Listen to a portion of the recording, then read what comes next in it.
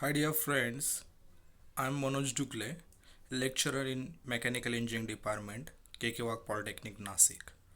So today we are going to see condenser in thermal power plant. So there are different elements, devices that are used in thermal power plant.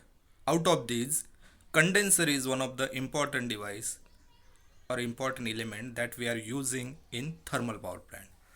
So in detail, we are going to see what is meant by condenser, what are the functions of condenser, what are the different types of condenser in this today's lecture. Thank you. Dear friends, basically condenser, what is meant by condenser? A steam condenser is a closed vessel in which steam is condensed by abstracting the heat by cooling it with water and where the pressure is maintained below atmospheric pressure. So in this condenser we are condensing the steam. What is meant by condensation then? The condensation means the conversion of vapor into liquid. So the liquid form after condensation we are calling it as a condensate. Now let's look at these elements of condensing plant. So there are different elements that we are using in condensing plant. So starting from here we can see.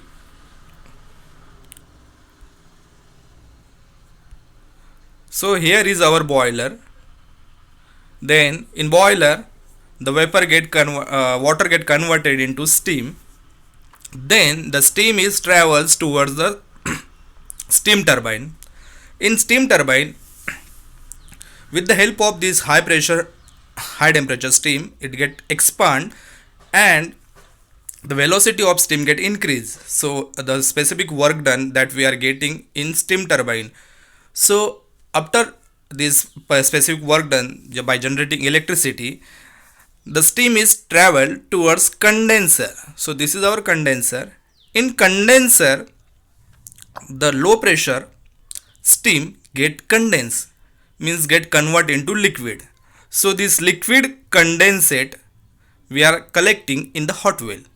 Then from hot well it travels again to the boiler.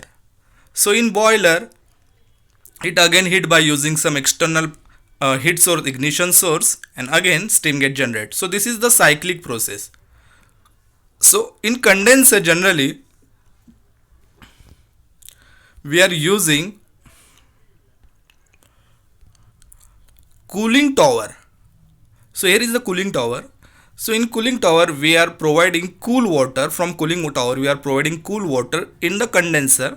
The cold water is responsible to take heat from the condenser, means it extract the heat from the steam. Then the steam get converted into liquid, and again by extracting the heat the cold water become hot, and then this hot water again sent back to the cooling tower. In cooling tower it get cooled by spraying from the topward direction with the help of nozzle by contacting with the air. Then this hot water get cool, and again the cool water is sent back to the condenser. So in this way this is also the cyclic process. So here are the different elements of the condenser. Now let's look elements of condensing plant. So in detail there are 7 elements that we are using: condenser, condensate pump, hot well, boiler feed pump, air extraction pump, cooling tower, cooling water pump. So these are the elements that we are using in for efficient condensation. Now let us look what is the main objective of the steam condenser. Why steam condenser is there? So primary objective is to maintain low pressure. So why it is necessary to maintain the low pressure? Low pressure means what? Below the atmospheric pressure. So if we maintain it at a low pressure, we can obtain the more steam from the steam turbine, so as to obtain the maximum possible energy from steam and thus to secure a high efficiency. So the main motto of the condenser is to provide high efficiency in thermal power plant. Now the secondary objective is to supply pure feed water to the hot well.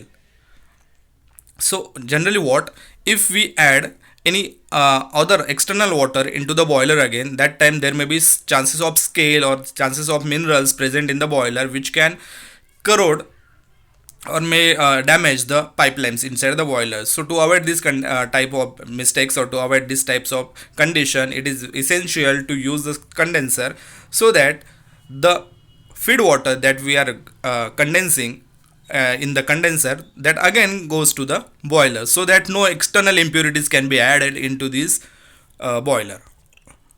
Now here look at this working of the steam condenser. The steam condenser receives exhaust steam from one end and get its contact with the cooling water that we have already explained flowed within it from the cooling tower. So cooling tower, from cooling tower we are getting the cooling water, and in cooling water get enters into condenser. It abstract the heat from the condenser, means abstract the heat from the steam get cooled, convert into condensate, and again the hot water then transfer back to the cooling tower. As the low pressure steam comes in contact with the cooling water, it condenses and turns into water. So it is attached to the air extraction pump and condensing extraction pump. So air extraction pump and condenser extraction pump are there to improve the efficiency of this condenser. After condensation of steam, the condensate is pumped into the hot well by the help of condensate extraction pump. Now the air extraction pump extract air from the condenser and produces a vacuum inside it, because we have to maintain low pressure inside the condenser. The vacuum produced helps in circulation of cooling water and the flow of condensate downstream. Now there are two types of condenser, steam condenser. The first one is the jet condenser and another one is the surface condenser. So in jet condenser it is also known as the mixing type condenser. Mixing type means what? So in this, the steam that is entering into the condenser and the cooling water from the cooling tower get mixed with each other. So that's why it is called mixing type condenser, because of the mixing of cooling water and the inlet steam to the condenser. And in surface condenser, it is called non-mixing type condenser. Means what? The cooling water from the cooling tower and the steam from the steam get entering from the turbine does not mix with each other. That's why they are called non-mixing type condenser. The jet condenser is further classified in four categories: parallel flow jet condenser, counter flow or low level jet condenser, barometric or high level jet condenser, ejector condenser. These are the four types of jet condenser or mixing type condenser. Now there are again four types of surface condenser, non-mixing type condenser. So first one is downflow surface condenser, central flow, regenerative condenser, evaporative condenser. So as per the application or as per the working of this condenser, they are classified in different categories.